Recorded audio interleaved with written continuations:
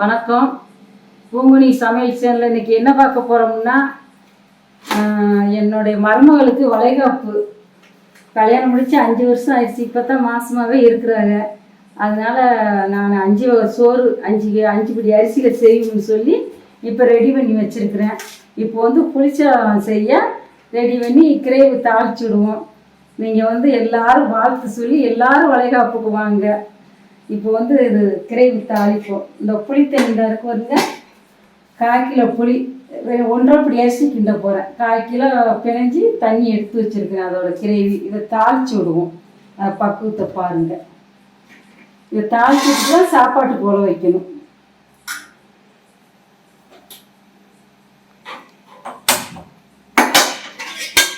சட்டி காய இப்போ எண்ணெய் ஊற்றுவோம். சட்டி காஞ்சிச்சு வருங்க. நல்லெண்ணெய் ஊற்றுறேன்.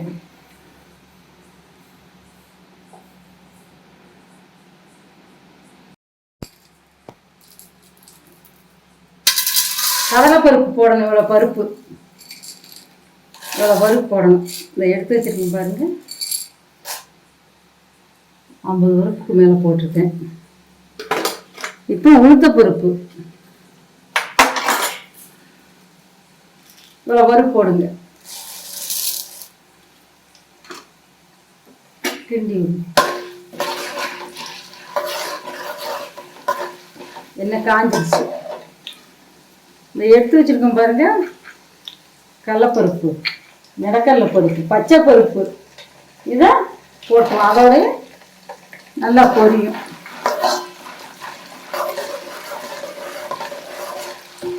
இதை ரெடி பண்ணிட்டு அங்கே சாப்பாடு போல வைக்கணும். 5 சோறு செய்யணும்னு நினச்சிருக்கேன்.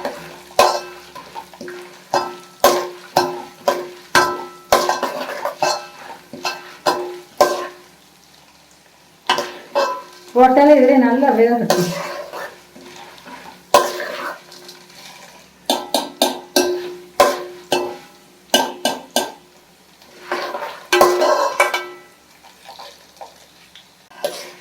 இந்த பாருங்க நல்லா பொரிஞ்சிச்சு பாருங்க. இந்த கலருக்கு வரையும் பூண்டு போடுவோம்.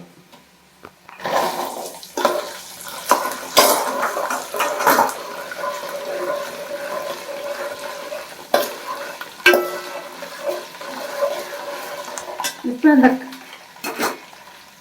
கருவேப்பிலை எடுத்து வச்சுருக்கோம் பாருங்க. கருவேப்பிலை, வத்தல்,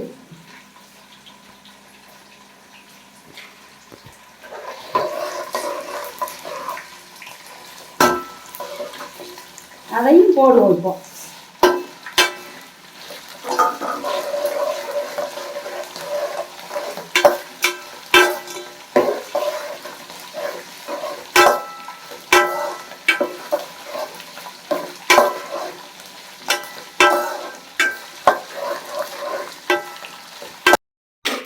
இந்த நல்லா வெந்துருச்சு பாருங்க.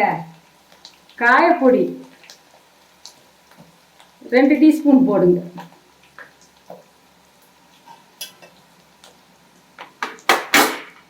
காயம் இது வில்லைக்காயம் வாங்கிட்டு அதை நல்லா வறுத்து அப்படியே பொடி பண்ணி வச்சிருக்கிறேன். வாசமாக இருக்குங்க. நீங்கள் அதே மாதிரி செஞ்சு போடுங்க. இப்போ நல்லா அது நல்லா ஆயிடுச்சு. இந்த புளிக்கரைசல் வச்சுருக்கோம்ல, இதை ஊற்றுவோம்.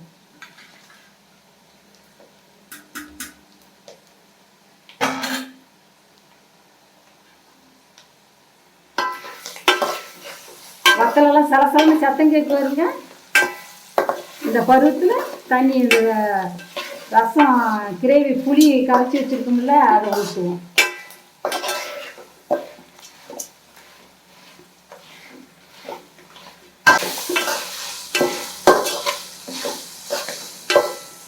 இப்போ புளிக்கரைசலை ஊற்றுவோம்.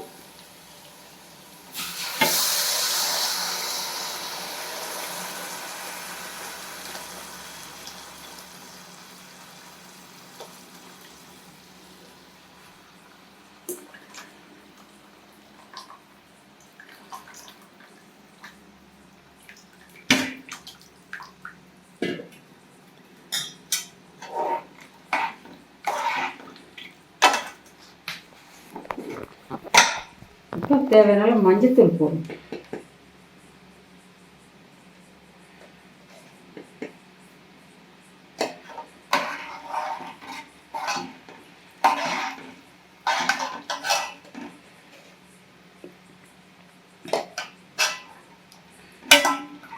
நமக்கு எவ்வளோ கலர் பிடிக்கும் அவ்வளோ போட்டுக்க வேண்டியதான். போடுற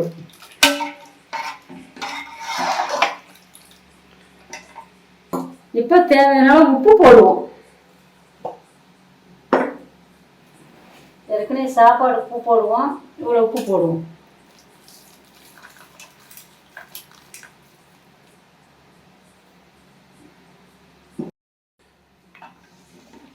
மூடி போட்டு மூடி வச்சுருவோம். நல்லா கிரேவியாக நல்லா ஆகட்டும். ஒரு 15 நிமிஷம் காயட்டும். மூடி வச்சுருவோம்.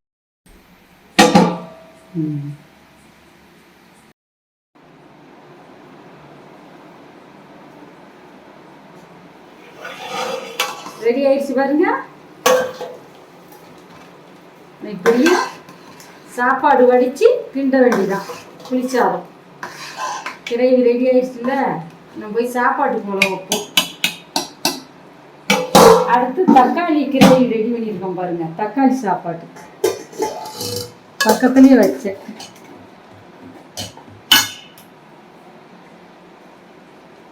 சாதம் வடித்து கிண்டிட வேண்டியதான். சரி, இந்த தேங்காய் சோறு, தயிர் சாதம் ரெடி ஆயிடுச்சு. நம்ம போய் சாப்பாட்டு போல வைப்போம். வெளியில் போய் இந்த ஸ்டவ் ஆஃப் பண்ணிடுவோம். இந்த உலை வச்சுருக்கேன் பாருங்க. சாப்பாட்டுக்கு 2 பிடி அரிசிக்கு உலை வச்சுருக்கிறேன். இந்த அரிசி இருந்தால் கள்ளி பிணைஞ்சி ஊற வச்சுருக்கேன் பாருங்க. இதை இப்போ நல்ல காயட்டும். கொதிக்க விட்டு அரிசி போடுவோம். மூடி வைப்போம். அரிசியை கள்ளி பிணைஞ்சி ஊற வச்சுருக்கேன். கொதிக்க தண்டி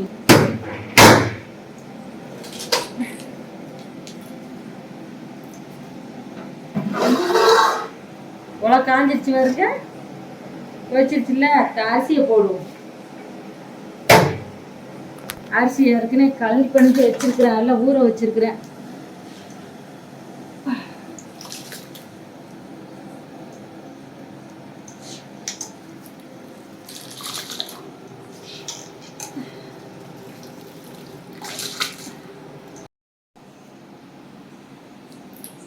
அரிசி போட்டாச்சு. இப்போ அதுக்கு தக்கன உப்பு போடுவோம். 2 பிடி அரிசி.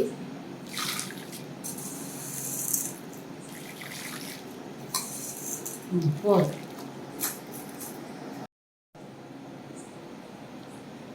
இப்போ மூடி வச்சிருவோம்.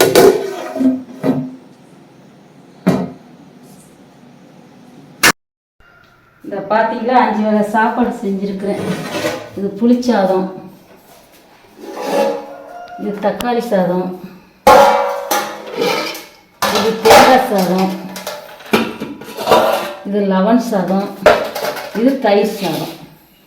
5 வகை. இந்த சமதாரி இப்போ வந்துருவாங்க. நான் திண்டி வச்சுட்டேன். அது வந்துருவாங்க இருக்கும். நான் அடுத்த வீடியோவில் நம்ம பார்ப்போம்.